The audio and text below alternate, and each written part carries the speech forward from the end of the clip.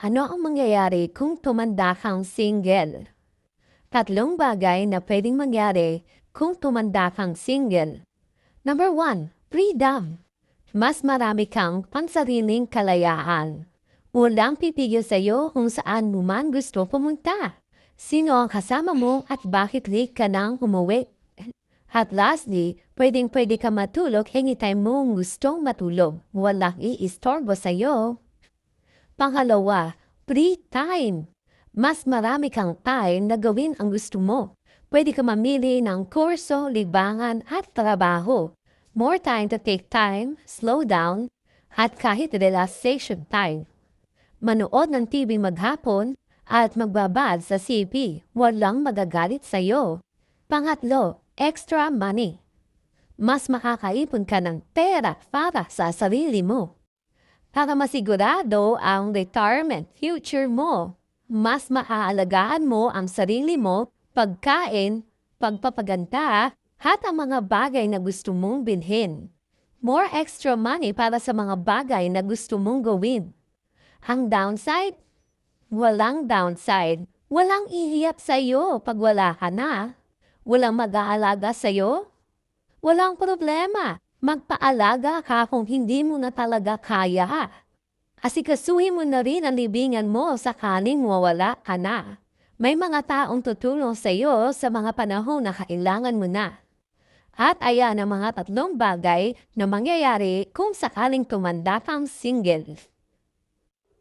Ano ang mangyayari kung tumanda kang walang ipon? Tatlong senaryo ang pwedeng mangyari kung tumanda kang walang ipon. First stage of life. Simulat sa pool nagtatrabaho ka para magbuhay. Pagod at hirap ang iyong naging puhunan. Tiniis mo ang gutom at sakit makamit lang ang tagumpay. Pero sa hindi inaasahang pagkakataon, na-inlove ka at nagkapamilya. Stage 2 of life. Mas kailangan mo ngayon magtrabaho at kumita ng pera na sakto sa pangangailangan ng iyong pamilya.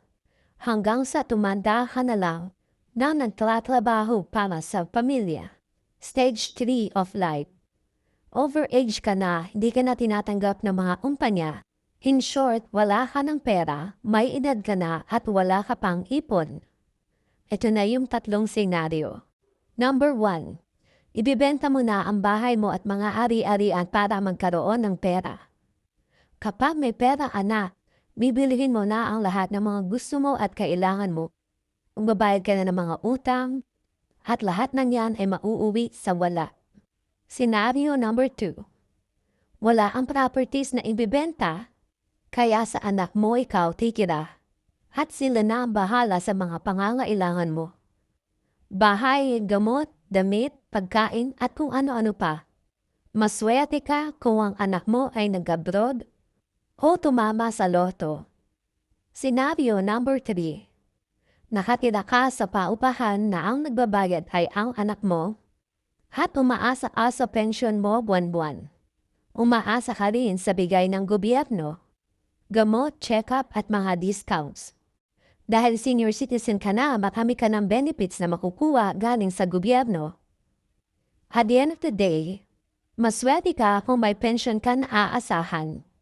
Pagdating sa araw na hindi mo na kaya magtrabaho, worst case scenario, wala ka ng pension, wala ka pang maaasahan sa mga anak mo.